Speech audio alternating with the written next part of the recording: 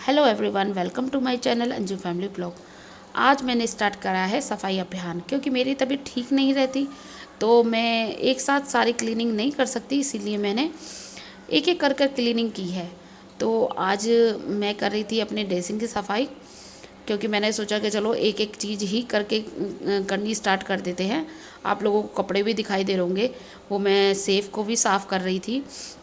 और यहाँ पर मैं ड्रेसिंग के पीछे जो है उस डस्ट साफ़ कर रही थी।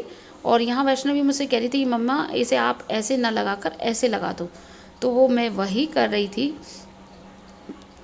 कितनी ही डेली की आप लोग क्लीनिंग कर लो, लेकिन फिर भी आप क्लीनिंग करोगे तो उतना ही ऐसा लगता है कि जैसे हम डेली की क्लीनिंग करते ही नहीं हैं। इतना डस्ट निकलती है बहुत ज़्यादा। यहाँ पर मैं मिरर भी साफ़ कर रही थी, क्योंकि हमारे जो वैष्णवी है वो अभी छोटी है, तो वो उसे इतना समझ नहीं है। वो मिरर पर कुछ भी कर पेंसिल वगैरह चला देती है, कलर चला देती है, तो मैं उसे साफ़ कर रही थी।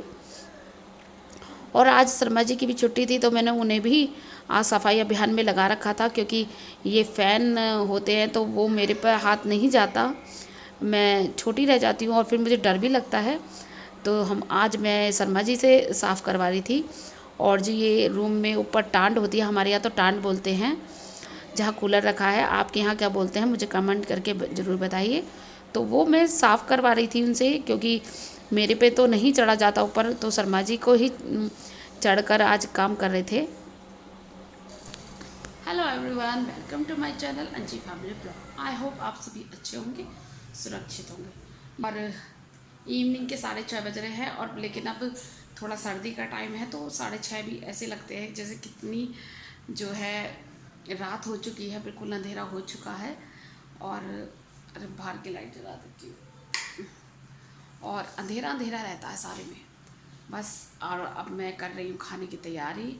खाने की तैयारी में मैं बनाऊँगी आज सरसों का साग। साग मैंने काट कर धोकर चढ़ा दिया है, और वो हो गया है। अब मुझे बस उसमें आलन देना है और आटा मान कर रोटियाँ सेकनी है। हमारे शर्मा जी गए हैं कहीं बाहर, वैष्णवी हुई उनके साथ ही गई है। और बस अब साग बनाऊंगी, रोटी बनाऊंगी। बर्तन मैं साफ़ कर दिए हैं, पालक रखा है। आज हमारे शर्मा जी बहुत सारा थोक में पालक उठा लाए थे। मंडी गए थे, बड़ी मंडी, तो वहाँ से पालक ले आए हैं। तो आज मैंने सरसों का पालक का साग बनाया। सरसों का पालक का कम खाते हैं, कह रहे थे पालक बनाओ पालक बनाओ। मैंने पालक तो बनाया नहीं, सरसों का साग बनाया है।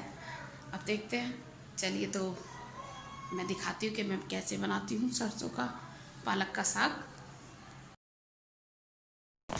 बस यहाँ पर मैंने साग चढ़ा दिया था, तो साग हो चुका था। मैंने उसमें आलन लगा रही थी। आलन जो लगता है वो नीचे बैठकर ही लगता है। मेरी मम्मी जो थी वो भी ऐसी ही साग में आलन लगाती थी, घोटने से उसे पूरी जान लगा देती थी घोटने में। और मैं भी उसी तरीके से बना रही थी, मक्का का आटा डाल रही थी। और फिर उसके बाद मैंने उसमें थोड़ा सा पानी डाल दिया था, वो क्योंकि टाइट हो जाता है। और उसमें पानी डालकर मिर्च डालकर खदकाने के लिए रख दिया था।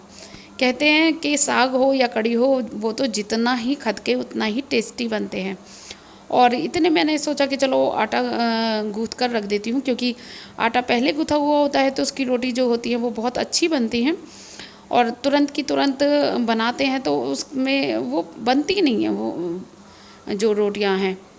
और मक्का की भी मैंने सिर्फ 2 रोटी ही बनी थी, क्योंकि आटा जो था वो ज़्यादा था ही नहीं। और फिर हम खाते भी नहीं हैं ज़्यादा जो मक्का की रोटी है।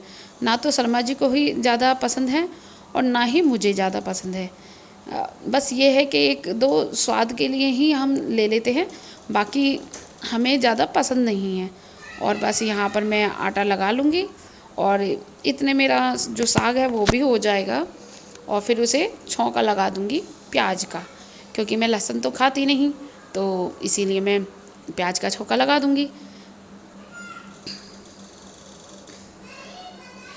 और बस यहाँ मेरा आटा हो चुका था, और मैंने गैस भी साफ़ कर ली थी, क्योंकि जब साग खदकता है ना तो सारे में छींटे जाती हैं, बहुत ज़्यादा छींटे जाती हैं। तो बस मैं यहाँ गैस साफ़ कर ली थी।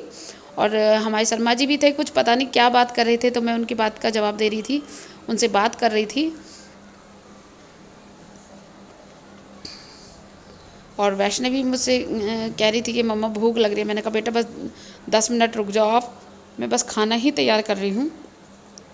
यहाँ पर मैंने भोग के लिए थोड़ा सा साग अलग निकाल लिया था बिना छुका प्याज का, और दूसरी कढ़ाई में मैंने तेल चढ़ाकर प्याज भुनने के लिए डाल रख दी थी। और यहाँ पर मैं बना रही थी मक्का की रोटी। मैंने सोचा कि चलो हमारे लड्डू गोपाल जी ही साग और मक्का की रोटी और गुड़ खाएंगे, क्योंकि जब मैं साग और मक्का की रोटी बनाती हूँ तो मुझे गुड़ बहुत टेस्टी लगता है। वैसे भी मैं सर्दियों में नॉर्मल ही खाने के साथ गुड़ खाना पसंद करती हूँ, मुझे बहुत अच्छा लगता है गुड़। और यहाँ पर मैं रोटी बना लूँगी। मैं इतनी एक्सपर्ट नहीं हूँ मक्का की रोटी बनाने में, हाथ से मुझ पे नहीं बनती। मैं ऐसे ही चकले पे बना लेती हूँ, ऐसे थेप कर, क्योंकि मुझे नहीं आती मक्का की रोटी बनानी, हाथ से तो मुझे बिल्कुल नहीं आती। और मैं ऐसे ही बना लेती हूँ बस। अब कहते हैं कि अगर हमें कुछ काम नहीं आता तो हम कोशिश तो कर सकते हैं। अब अगर नहीं आती वैसे तो ऐसे ही बना लेते हैं हम। ऐसे ही मैं पराठे बना लेती हूँ, ऐसे ही रोटी बना लेती हूँ। कहते हैं कि तरसते तो नहीं है किसी चीज़ के लिए, चलो जो हमें नहीं आता काम उसे कैसे ही ना कैसे करके कर लेते हैं। और यहाँ पर मैंने साग डाल दिया है और बस साग मेरा खदक जाएगा। मैंने जितना खाना था उतना ही तो यहाँ पर हमारा तैयार है सरसों का साग, मक्का की रोटी। आ जाइए खा लीजिए। हेलो गाइस, मैंने अपना काम फिनिश कर दिया है। मैंने बर्तन साफ़ कर लिए हैं और आज मैंने खाने में बनाए थे मक्का की रोटी और सरसों का साग। मक्का की रोटी तो मैंने खैर 2 या 3 ही बनाई थी, क्योंकि हमारे शर्मा जी जो है मक्का की रोटी नहीं खाते हैं, उन्हें गेहूँ की ही चाहिए। तो मैंने सिर्फ 3 रोटी बनाई और बाकी मैंने गेहूँ की बनाई थी। आटा भी नहीं था कुछ। मैं आटा इसलिए नहीं मंगाती हूँ कि जब कोई खाता ही नहीं है तो फिर क्या करूँ उसका मंगा कर। तो बस मैंने ये 3 रोटियाँ बनाई थी और साग बनाया था। आज बहुत टाइम बाद मैंने साग बनाया है, यानी कि इस सीज़न का फर्स्ट साग था ये मेरा जो मैंने बनाया है। पालक रखा है अभी, शायद कल भी पालक बनाऊँगी, कल सिर्फ पालक ही बनाऊँगी। और हमारे शर्मा जी तो कह रहे थे पालक भूजी बनाओ, पालक पनीर बनाओ, पालक आलू बनाओ, कुछ भी बनाओ, पालक बनाओ क्योंकि उससे खून बढ़ता है। तो बस उन्हें ये लग रहा है कि डॉक्टर ने मुझे कह दिया था कि पालक बनाओ, तो इस वजह बस अब मैं अपनी वीडियो का यहीं एंड करूँगी। और अब तो मुझे बिल्कुल भी टाइम नहीं मिल पा रहा, मेरा ब्लाउज ही नहीं सिल पा रहा जो मुझे करवा चौथ पर साड़ी पहननी है, और टाइम ही नहीं मिला। आज भी मैंने सोचा था कि चलो आज मशीन रखूँगी, आज ब्लाउज सिलूँगी, क्योंकि करवा चौथ में अब ज़्यादा दिन है ही नहीं। और अगर ब्लाउज नहीं सिला तो पहनूँगी क्या? पहनने के लिए तो और भी साड़ियाँ, लेकिन हर बार मन करता है कि नहीं नई साड़ी पहनूँ, तो इसीलिए अब उसका ब्लाउज मैं कटा तो बहुत दिन से रखा है पर सिला ही नहीं जा रहा। बस अब उसका नंबर लगाऊंगी और कल देखती हूँ, कल मशीन ही रखूँगी और सिलूँगी। अभी तक तो मैंने कुछ भी नहीं करा है, करवा चौथ की कुछ भी तैयारी नहीं हुई है।